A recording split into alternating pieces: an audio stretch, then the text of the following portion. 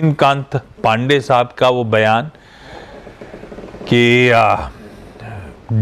Cash में कामकाज बढ़ाने की कोशिश, वायदा में थोड़ा बहुत और टेन्योर बढ़ाने का मन, तो पहले वो ऑलमोस्ट अलग अलग इंडेक्सेस का हिसाब किताब करें तो ऑलमोस्ट हर दिन एक्सपायरी, उसके बाद हम सिर्फ वीकली एक्सपायरी और एक ही एक्सचेंज की एक एक्सपायरी वहाँ पे पहुँचे हुए थे।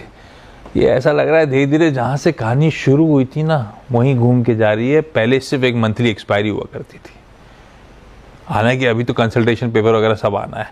लेकिन राजेश सर के साथ हमने बीएससी, मैं इसीलिए बात छेड़ी इस समय क्योंकि बीएससी लिमिटेड के स्टॉक की तेजी को बहुत बढ़िया हमने राजेश सर के साथ राइड किया हुआ है। राजेश सर, लेकिन इंटेंशन अब क्लियर है। अगर गेमिंग बिल लेके आए थे तो वो भी इंटेंशन क्लियर था कि यहाँ पे जहाँ रिटेल फंसता है ना, बिना बात की सट्टेबाजी होती है, उन सबसे बाहर आइए। मेरे ख्याल से वो क्लियर कट इंडिकेशन हो गया यहाँ के लिए भी, और वही चीज़ अब चेयरमैन साहब कह भी रहे, चेयरपर्सन साहब कह भी रहे। हालांकि कंसल्टेशन होगा, सबसे बातचीत होगी, उसके बाद होगा, पर डायरेक्शनली हम जा वहीं रहे। ऐसे में मामला गड़बड़ाएगा, अच्छा खासा गड़बड़ाएगा। इन सब के वैल्यूएशंस इसीलिए आए थे क्योंकि खूब वॉल्यूम्स थे, छप्पर फार वॉल्यूम्स।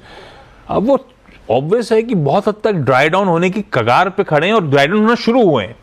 क्या करूं, बीएससी पे मुनाफा बांध लिया जाए अब या नहीं? गुड आफ्टरनून आशीष जी, आपने सही कहा कि छप्पड़ फार वॉल्यूम्स आए और छप्पड़ फार रिटर्न्स आए। अगर कहा जाए तो 500 रुपया कम बोनस से मैं रिकमेंड करना चालू किया था। उसके हिसाब से अगर आप देखो तो 160 रुपया एडजस्टेड भाव होता है, उसके बाद 3000 तक गया और अब शायद 2300-2400 पे ट्रेड कर रहा है। मेरे हिसाब से ये जो एफएनओ को लेकर के जो दिक्कतें चालू हुई वो जेन स्ट्रीट के जब खबरें आई थी उसके बाद से ही तूल पकड़ती हुई नजर आई। और कभी एक्सपायरी डेट चेंज होगा, कभी एफएनओ की समय सीमा बढ़ी जाएगी, ये सब बातें चल रही थी। और अभी कंसल्टेशन पेपर भी इशू आएगा और जैसा आपने कहा कि सब लोगों की राय मशवरा लिया जाएगा। तो शॉर्ट टर्म के लिए मुझे बिल्कुल लगता है कि थोड़े वॉल्यूम्स पे फर्क पड़ेंगे और हो सकता है कि स्टॉक दबाव में रहे। लेकिन अगर आप स्ट्रेंथ देखो काउंटर की तो ऐसा है कि मार्जिन्स हमेशा बढ़ते हुए नजर आए हैं लास्ट पिछले कई क्वार्टर्स से। स्टार म्यूचुअल फंड का इनका जो प्लेटफॉर्म है वो बहुत अच्छी तरीका से करीब करीब 86% का मार्केट शेयर उसमें है। सीडीएसएल में 15% की होल्डिंग है इनकी। आईएनएक्स गिफ्ट सिटी में इनकी पहुंच है। बैलेंस शीट में 2000 करोड़ के आसपास का कैश पोजीशन पड़ी हुई है। और सेकेंड हाफ ऑफ इस साल में अगर आप देखो तो आईपीओ की पाइपलाइन बहुत तगड़ी है।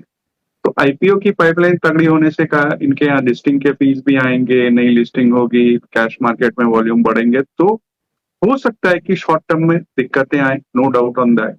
लेकिन लंबी अवधि में ये जो भी मार्केट पार्टिसिपेंट्स है, फिर वो चाहे बीएसई हो, एनएसडीएल हो, सीडीएसएल हो, कल को एनएससी लिस्टिंग होगी, तो मुझे लगता है कि शॉर्ट टर्म के ब्लिप्स के बाद वापस से अगर लॉन्ग टर्म का कोई का नजरिया हो तो बिल्कुल इस गिरावट को एक मौके की तरह लें निवेश करने के लिए। मैं दोबारा कहूंगा, निवेश करने के लिए, ट्रेड करने के लिए ना ले।